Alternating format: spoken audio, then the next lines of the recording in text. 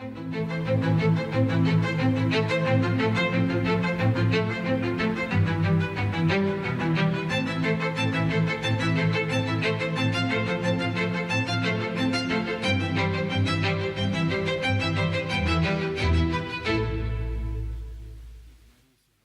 प्यारे देशवासियों, नमस्कार।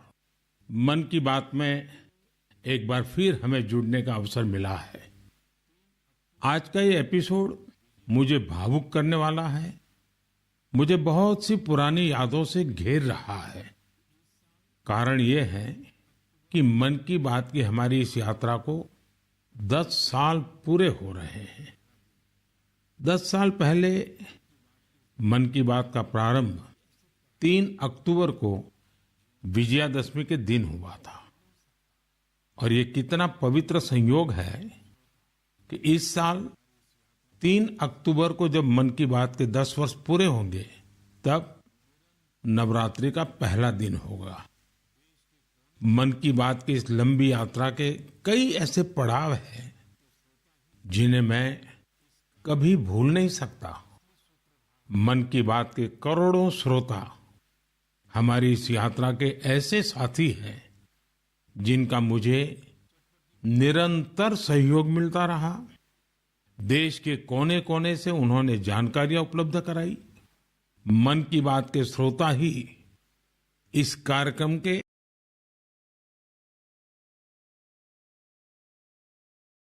एक धारणा ऐसी घर कर गई है कि जब तक चटपटी बातें न हो, नकारात्मक बातें न हो, तब तक उसको ज्यादा तवज्जो नहीं मिलती है। लेकिन मन की बात ने साबित किया है कि देश के लोगों में पॉजिटिव जानकारी की कितनी भूख है। पॉजिटिव बातें, प्रेरणा से भर देने वाले उदाहरण, हौसला देने वाली गाथाएं लोगों को बहुत पसंद आती हैं। जैसे एक पक्षी होता है चकोर, जिसके बारे में कहा जाता है कि वो सिर्फ वर्षा की बूंद ही पीता है। मन की बात में हमने देखा कि लोग भी चकोर पक्षी की तरह देश की उपलब्धियों को, लोगों की सामूहिक उपलब्धियों को कितने गर्व से सुनते हैं। मन की बात की 10 वर्ष की यात्रा ने एक ऐसी माला तैयार की है जिसमें हर एपिसोड के साथ नई गाथाएं, नए कीर्तिमान, नए व्यक्तित्व जुड़ जाते हैं। हमारे समाज में सामूहिकता की भावना के साथ जो भी काम हो रहा हो, उन्हें मन की बात के द्वारा सम्मान मिलता है। मेरा मन भी तभी गर्व से भर जाता है जब मैं मन की बात के लिए आई चिट्ठियों को पढ़ता हूं। हमारे देश में कितने प्रतिभावान लोग हैं। उनमें देश और समाज की सेवा करने का कितना जज्बा है। वो लोगों की निस्वार्थ भाव से सेवा करने में अपना पूरा जीवन समर्पित कर देते हैं। उनके बारे में जानकर मैं ऊर्जा से भर जाता हूं। मन की बात की ये पूरी प्रक्रिया मेरे लिए ऐसी है जैसे मंदिर जाकर के ईश्वर के दर्शन करना। मन की बात की हर बात को, हर घटना को, हर चिट्ठी को मैं याद करता हूं, ऐसा लगता है कि मैं जनता जनार्दन, जो मेरे लिए ईश्वर का रूप है, मैं उनका दर्शन कर रहा हूं। साथियों, मैं आज दूरदर्शन, प्रसार भारती और ऑल इंडिया रेडियो से जुड़े सभी लोगों की भी सराहना करूंगा। उनके अथक प्रयासों से मन की बात इस महत्वपूर्ण पड़ाव तक पहुंचा है। मैं विभिन्न टीवी चैनल्स को, रीजनल टीवी चैनल्स का भी आभारी हूं, जिन्होंने लगातार इसे दिखाया है। मन की बात के द्वारा हमने जिन मुद्दों को उठाया, उन्हें लेकर कई मीडिया हाउसेज ने मुहिम भी चलाई। मैं प्रिंट मीडिया को भी धन्यवाद देता हूं कि उन्होंने इसे घर घर तक पहुंचाया। मैं उन यूट्यूबर्स को भी धन्यवाद दूंगा जिन्होंने मन की बात पर अनेक कार्यक्रम किए। इस कार्यक्रम को देश की 22 भाषाओं के साथ 12 विदेशी भाषाओं में भी सुना जा सकता है। मुझे अच्छा लगता है जब लोग ये कहते हैं कि उन्होंने मन की बात कार्यक्रम को अपनी स्थानीय भाषा में सुना। आप में से बहुत से लोगों को ये पता होगा कि मन की बात कार्यक्रम पर आधारित एक क्विज कंपटीशन भी चल रहा है, जिसमें कोई भी व्यक्ति हिस्सा ले सकता है। mygov.in पर जाकर आप इस कंपटीशन में हिस्सा ले सकते हैं और इनाम भी जीत सकते हैं। आज इस महत्वपूर्ण पड़ाव पर मैं एक बार फिर आप सबसे आशीर्वाद मांगता हूं। पवित्र मन और पूर्ण समर्पण भाव से मैं इसी तरह भारत के लोगों की महानता के गीत गाता रहूं। देश की सामूहिक शक्ति को हम सब इसी तरह सेलिब्रेट करते रहें, यही मेरी ईश्वर से प्रार्थना है, जनता जनार्दन से प्रार्थना है। मेरे प्यारे देशवासियों, पिछले कुछ सप्ताह से देश के अलग अलग हिस्सों में जबरदस्त बारिश हो रही है। बारिश का ये मौसम हमें याद दिलाता है कि जल संरक्षण कितना जरूरी है, पानी बचाना कितना जरूरी है। बारिश के दिनों में बचाया गया पानी जल संकट के महीनों में बहुत मदद करता है और यही कैच द रेन जैसे अभियानों की भावना है। मुझे खुशी है कि पानी के संरक्षण को लेकर कई लोग नई पहल कर रहे हैं। ऐसा ही एक प्रयास उत्तर प्रदेश के झांसी में देखने को मिला है। आप जानते ही हैं कि झांसी बुंदेलखंड में है, जिसकी पहचान पानी की किल्लत से जुड़ी हुई है।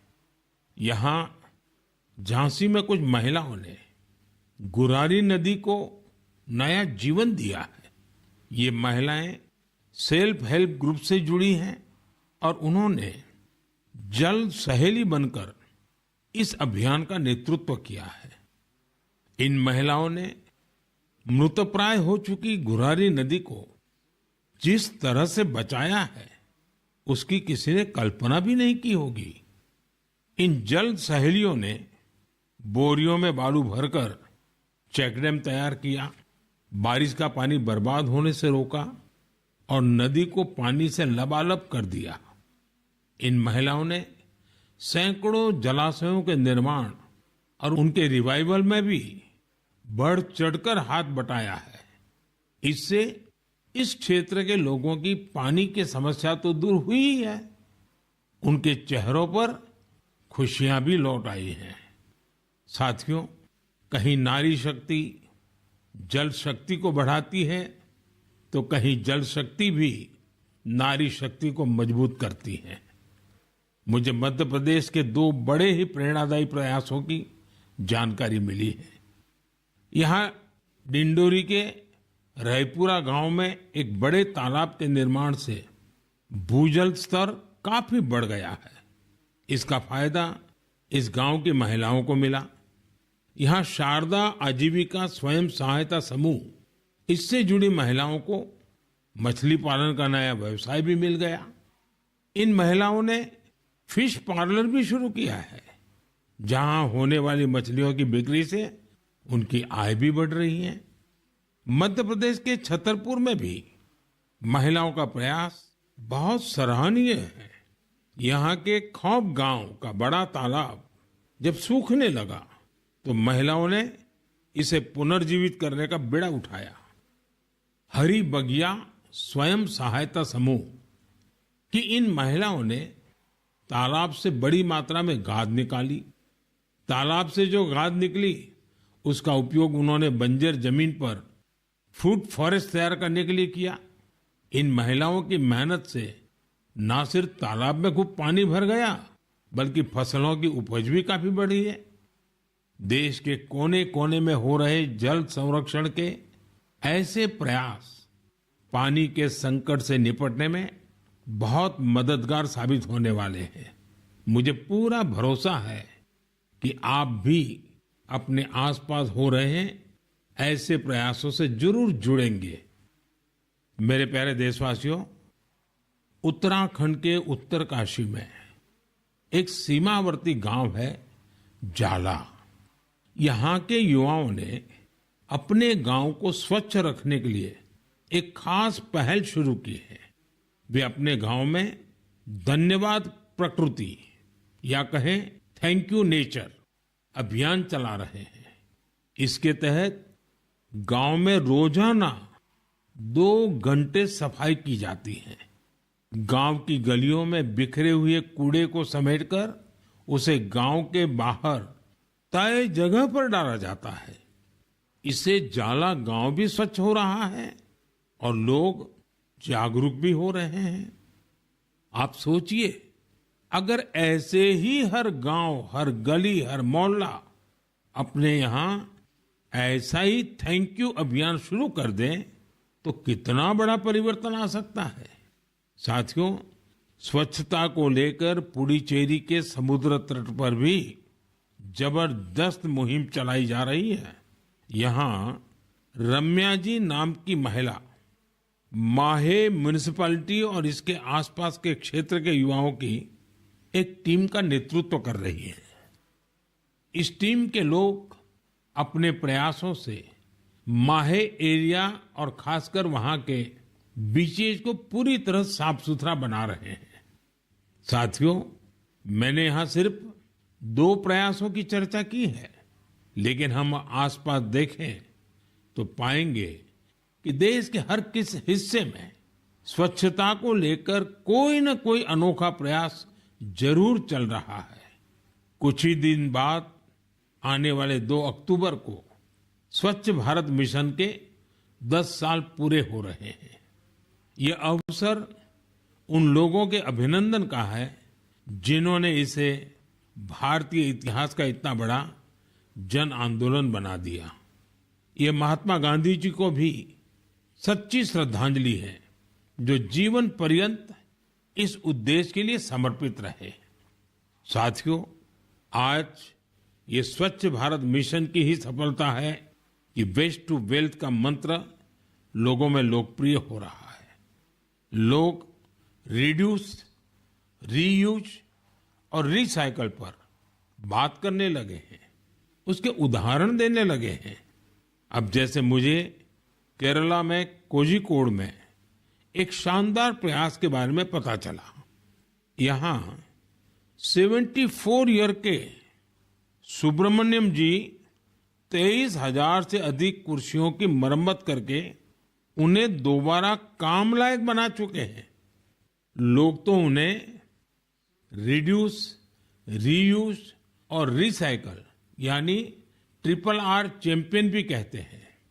उनके इन अनूठे प्रयासों को कोझिकोड सिविल स्टेशन, PWD और LIC के दफ्तरों में देखा जा सकता है। साथियों, स्वच्छता को लेकर जारी अभियान से हमें ज्यादा से ज्यादा लोगों को जोड़ना है और ये अभियान किसी एक दिन का, एक साल का नहीं होता है।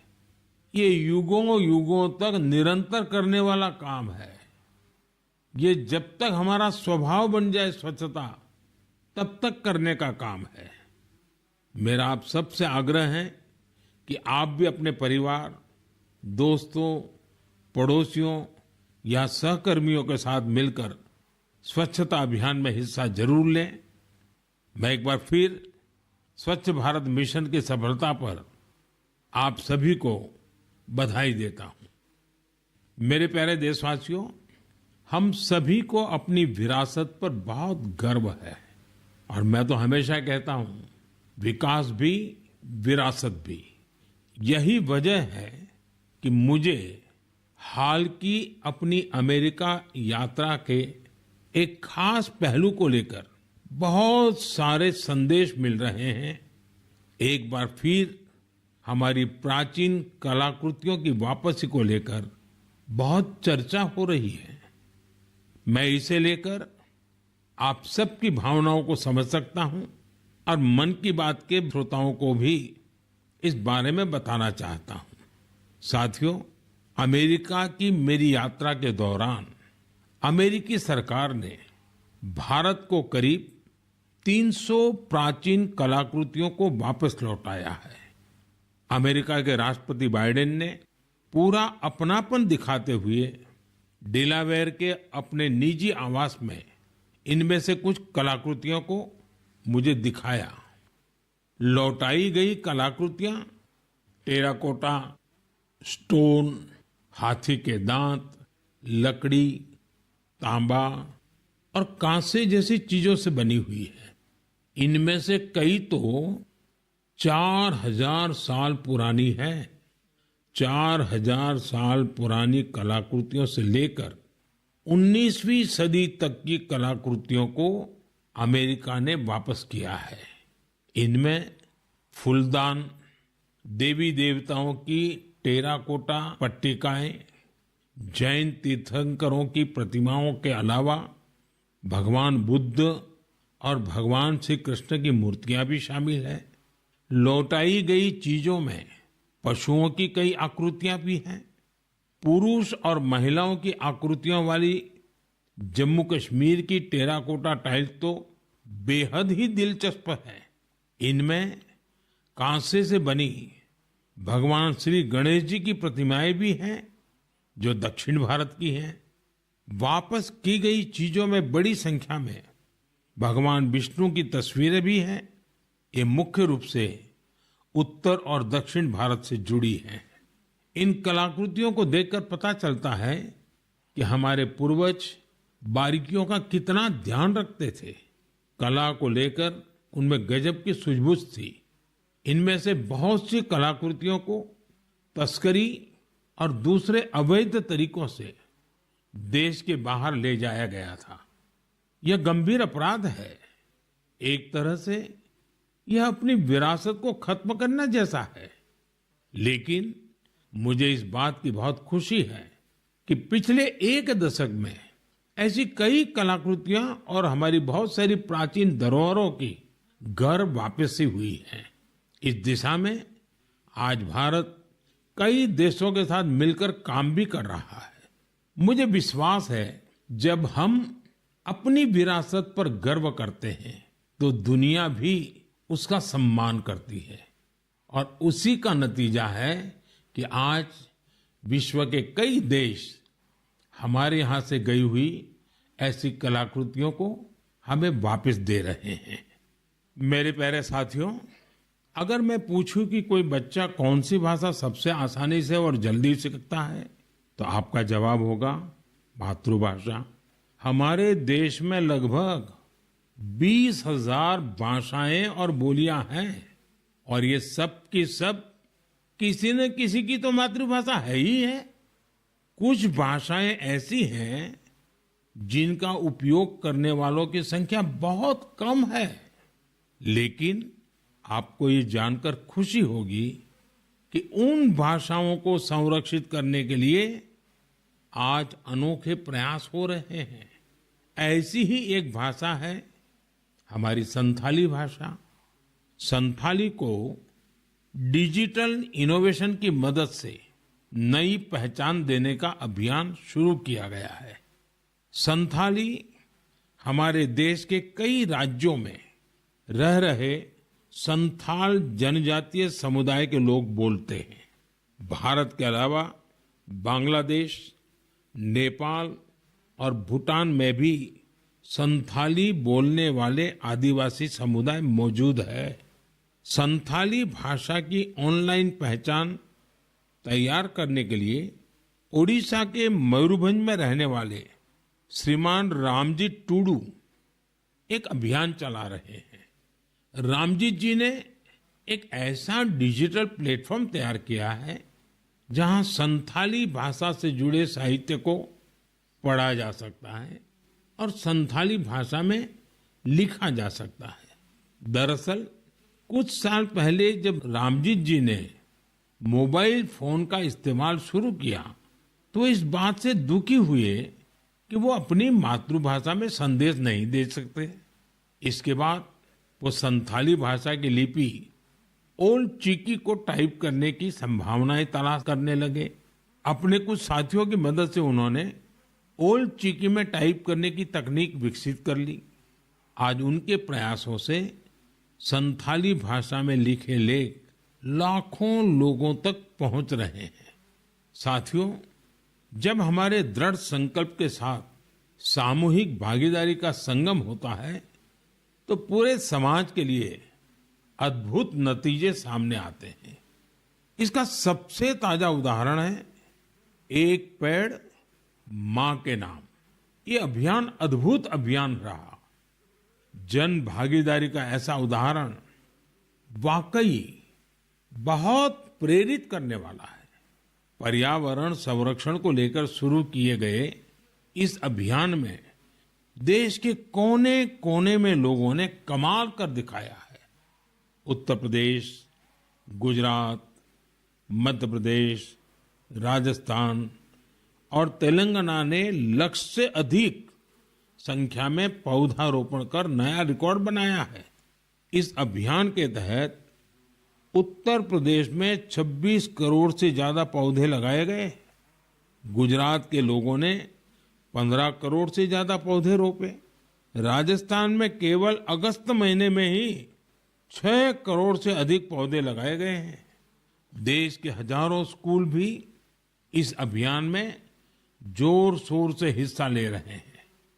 साथियों, हमारे देश में पेड़ लगाने के अभियान से जुड़े कितने ही उदाहरण सामने आते रहे हैं। ऐसा ही एक उदाहरण है तेलंगाना के एन राजशेखर जी का। पेड़ लगाने के लिए उनकी प्रतिबद्धता हम सबको हैरान कर देती है। करीब 4 साल पहले उन्होंने पेड़ लगाने की मुहिम शुरू की।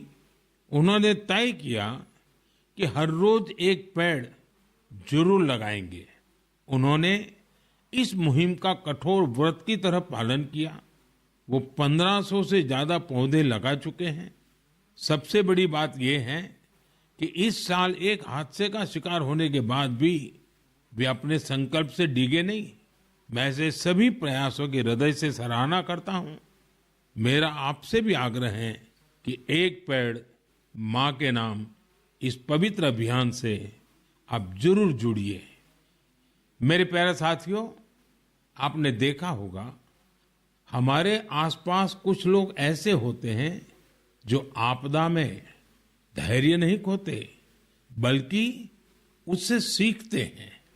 ऐसी ही एक महिला है सुभाश्री, जिन्होंने अपने प्रयास से दुर्लभ और बहुत उपयोगी जड़ी बूटियों का एक अद्भुत बगीचा तैयार किया है। वो तमिलनाडु के मदुराई की रहने वाली हैं। वैसे तो पेशे से वो एक टीचर है, लेकिन औषधीय वनस्पतियां, मेडिकल हर्ब्स के प्रति उन्हें गहरा लगाव है। उनका ये लगाव 80 के दशक में तब शुरू हुआ जब एक बार उनके पिता को जहरीले सांप ने काट लिया।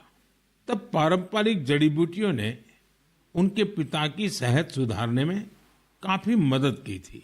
इस घटना के बाद उन्होंने पारंपरिक औषधियों और जड़ी बूटियों की खोज शुरू की। आज मदुराई के वेरीचियूर गांव में उनका अनोखा हर्बल गार्डन है, जिसमें 500 से ज्यादा दुर्लभ औषधीय पौधे हैं। अपने इस बगीचे को तैयार करने के लिए उन्होंने कड़ी मेहनत की है। एक एक पौधे को खोजने के लिए उन्होंने दूर दूर तक यात्राएं की, जानकारियां जुटाई और कई बार दूसरे लोगों से मदद भी मांगी। कोविड के समय उन्होंने इम्यूनिटी बढ़ाने वाली जड़ी बूटियां लोगों तक पहुंचाई।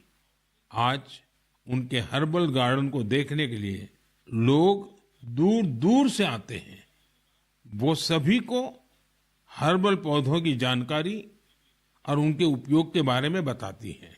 सुभाश्री हमारी उस पारंपरिक विरासत को आगे बढ़ा रही हैं जो सैकड़ों वर्षों से हमारी संस्कृति का हिस्सा है। उनका हर्बल गार्डन हमारे अतीत को भविष्य से जोड़ता है। उन्हें हमारी ढेर सारी शुभकामनाएं।